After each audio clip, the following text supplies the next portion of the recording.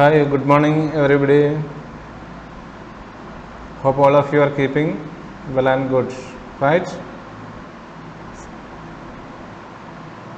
In the last class we have learned about past perfect tense and past perfect continuous tense.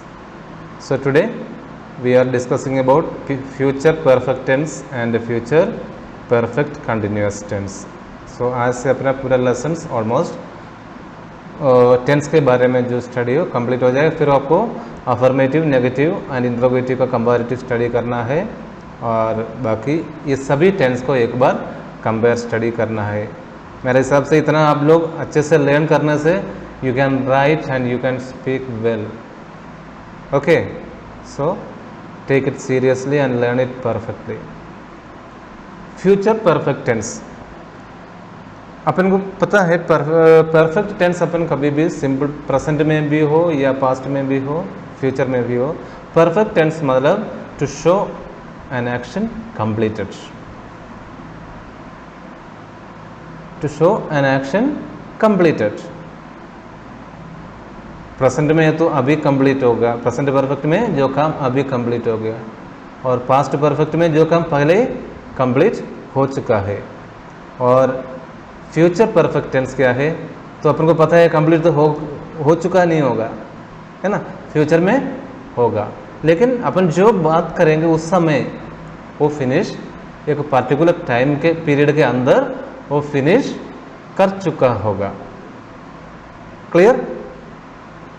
अपन जो time shift period देंगे या time length देंगे उस time period के अंदर ये काम फिनिश हो गया होगा। ठीक है ना? Future perfect tense is used to express an action which will finish in near future at a given time. That is important. एक गिवन टाइम के अंदर वो काम फिनिश हो चुका होगा। ठीक है? एग्जाम्पल है, ही will have gone by next month. Next month तक वो जा चुका होगा, है ना? समझ में आ गया ना? नेक्स्ट मंथ में वो जा चुका होगा। ठीक है ना? They will have reached there by next week. वो लोग नेक्स्ट अगले हफ्ते तक वहाँ पहुँच जाएंगे वो। ठीक है? सो ए पर्टिकुलर टाइम के अंदर वो काम फिनिश होगा इन फ्यूचर, प्रेजेंट में नहीं, इन फ्यूचर। ठीक है? नेक्स्ट वीक तक वो लोग वहाँ पहुँच जाएंगे, तो वो कन्फर्म है। नेक्स्ट वीक तक वो लोग वहाँ पहुँच जाएंगे तो वो काम फिनिश होगा वहाँ, उसके आगे नहीं बढ़ने देंगे। ठीक है? इस तरह का जो सेंटेंस लिखने के लिए अपन फ्यूचर परफेक्ट टेंस यूज़ करते हैं। It is also used in combination with present indefinite tense. कभी कभी प्रेजेंट इंडेफिनिट टेंस के साथ भी ये यूज़ करते हैं, मतलब उस सेंटेंस में दो क्लॉज होगा, एक प्रेजेंट परफेक्ट में होगा और एक एक फ्यूचर परफेक्ट में होगा, एक प्रेजेंट इंडेफिनिट में होगा। ठीक है ना? The time indicating clause is in present indefinite tense and the other clause will be in the future perfect tense. उसमें जो टाइम इंडिकेटिंग होगा वो प्रेजेंट परफेक्ट में इंडेफिनिट में, प्रेजेंट इंडेफिनिट में होगा, और the other clause future perfect tense में होगा। एग्जाम्पल देखते हैं, आपको पता चल जाएगा क्या है। I shall have finished the work when you come back. ये काम मैं फिनिश कर चुका होगा, कब? When you come back, तो वापस आएंगे तब तक मैं ये काम कंप्लीट कर चुका होगा। तो कौन सा काम पहले होगा? वो काम when you come back, जब तक तो आएंगे तब तक ये काम फिनिश कर चुका होंगे। ठीक है? He will have left the place before you come back। तेरे आने से पहले ये लोग वो निकल चुका होगा यहाँ से, तेरे आने से पहले वो निकल चुका होगा। ठीक है ना? इसका स्ट्रक्चर कैसे बनाना है। सबसे पहले subject, this is for affirmative, ठीक है। देन विल या shall, as usual shall is used with I only, plus have, I shall have, plus third form of the verb, I shall have finished the work when you come back. Okay, तो सबसे पहले subject आएंगे, then will या shall, then have, then third form of the verb. Clear? Example भी समझ में आ गया ना। He will have gone by next month, he will have gone, ये कौन सी सिचुएशन में यूज करते हैं समझ में आ गया ना।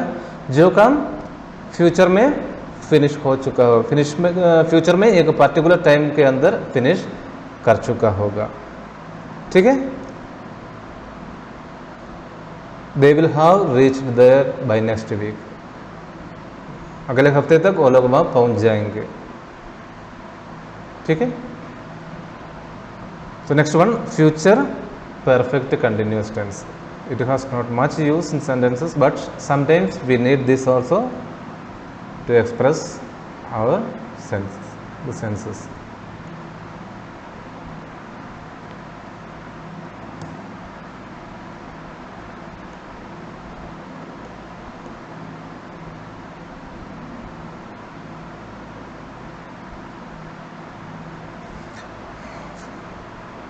Future perfect continuous tense. Future perfect continuous tense is used to express an action that may have started in the past, present, past or future and is expected to continue in future for some time. एक जो काम शुरू किया है लेकिन वो future में एक पर्टिकुलर टाइम तक कंटिन्यू रह रहे होंगे, ठीक है ना। फ्यूचर में, भविष्य में एक पर्टिकुलर टाइम तक वो काम कंटिन्यू कर रहे होंगे। In that case we use future perfect continuous tense. Continuous से अपन को पता चलेगा वो काम अभी कंटिन्यू है, फिनिश स्टेज में नहीं है। एक पर्टिकुलर टाइम जो बात कर रहे हैं उस टाइम के अंदर वो चल रहे होंगे, ठीक है। प्रेजेंट कंटिन्यूअस है तो अपन को पता है अभी भी चल रहे। पास्ट कंटिन्यूअस टेंस है तो क्या है, जो अपन जो बात कर रहे, जिस टाइम की बात कर रहे उस टाइम पे वो कंटिन्यू कर रहा था, है ना। और फ्यूचर में क्या है, एक पर्टिकुलर टाइम के अंदर, फ्यूचर में एक पर्टिकुलर टाइम पीरियड के अंदर वो काम चल रहे होंगे, ठीक है। Future perfect tense is used to express an action that may have started at present, the past और future, but is expected to continue in future for some time. He will have been writing for 2 hours.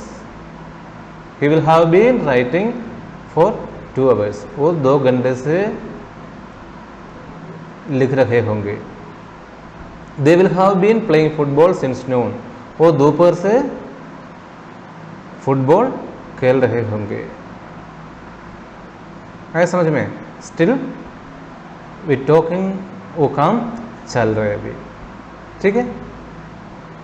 जब अपन उसके बारे में बात करते हैं तभी भी वो काम चल रहे हैं, फिनिश नहीं हुआ, ठीक है ना।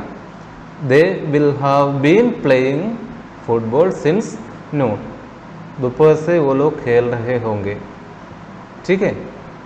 फ्यूचर के बारे में बात करते समय अपन प्रेजेंट में खड़े होकर फ्यूचर की बात करते हैं, है ना। अगर मैं किसी से मिलने जाना है तो अपन यही बात करते हैं, अरे अपन वहाँ जाते वो 4 बजे से वो गेम खेल रहे होंगे, तो इसका मतलब वो काम कंप्लीट करने के बाद मिलने जाना है, right. In that circumstances we use future perfect continuous tense. समझ में आ गया होगा ना, I hope to so. Any doubt you can call and we can discuss, okay. So इसका स्ट्रक्चर देखते हैं। Subject will or shall have been plus verb plus ing, verb का ing फॉर्म। देखो ing फॉर्म कितने जगह आते हैं, present continuous, present perfect continuous, past continuous, past perfect continuous, future continuous और फ्यूचर परफेक्ट कंटिन्यूस, ये सभी जगह आईएनजी फॉर्म आते हैं। तो आईएनजी फॉर्म कैसे बनाते हैं उसका तरीका मैंने सबसे पहले आपको समझाया था, नहीं तो फिर पूरा आपको लर्न करना पड़ेगा। वो तरीका अगर अपनाए तो आपको ईजिली आईएनजी बना सकते हैं, ठीक है। So subject plus be will और shall have been plus verb plus ING plus object और ए पार्टिकुलर सिंस और फॉर टाइमिंग आएगा इसमें, ठीक है। Since noon for 2 hours, since noon, इस तरह इसमें इस तरह का जो फॉर और सिंस वगैरह पार्टिकुलर टाइम पीरियड देते हैं इसमें फ्यूचर परफेक्ट कंटिन्यूस में, उस टाइम पीरियड के अंदर वो चल रहे होंगे, ठीक है ना, क्लियर। सो आज का वीडियो इतना है। अपना ऑलरेडी सभी टेंस के बारे में डिस्कस किया। अभी जो बाकी रह गए इसका अफर्मेटिव और इंट्रोगेटिव और नेगेटिव का कंपैरिजन, ये चारों का टेबल बना के आपको कंपेयर करूंगा तो आपको ज़्यादा आइडिया मिल जाएंगे। और within 1 or 2 days we will finish this tense and we will continue with our lessons. Okay, thank you very much. अच्छे से लर्न करना। जो भी चीज़ अगर समझ में नहीं आ रहा है, क्लियर नहीं हो रहा है तो डिस्कस करना, बात करना। Okay, thank you very much.